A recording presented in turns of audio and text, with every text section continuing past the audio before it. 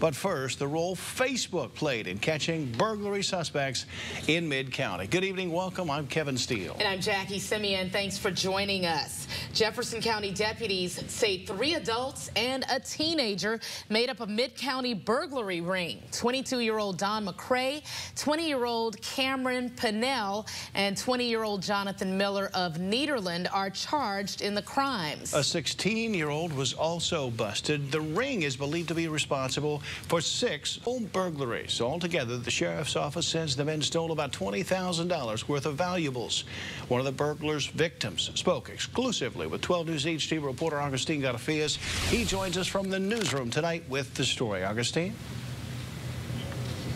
About 3 years ago, a group of people in Nederland started this Facebook page. It's called the Nederland, Texas Watchdogs. They call themselves the eyes and ears of the community by the community. It was created after an elderly woman was burglarized, and authorities had no tips to solve that crime. Well, this time, the Jefferson County Sheriff's Office says tips from this Facebook page helped them catch the bad guys.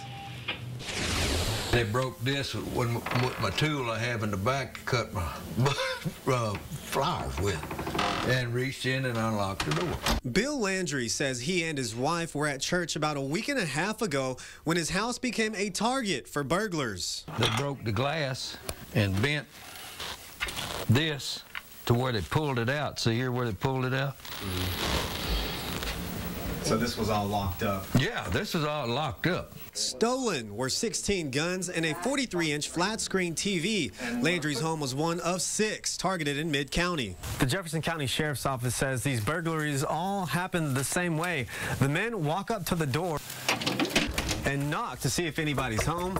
If no one's there, they make entry. Someone's coming around knocking on your door in the middle of the afternoon, especially in a residential area.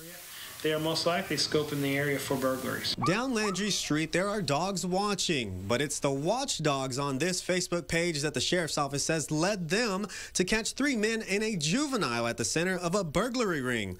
On it, members post any suspicious activity, and it was this post that tipped off the Sheriff's Office.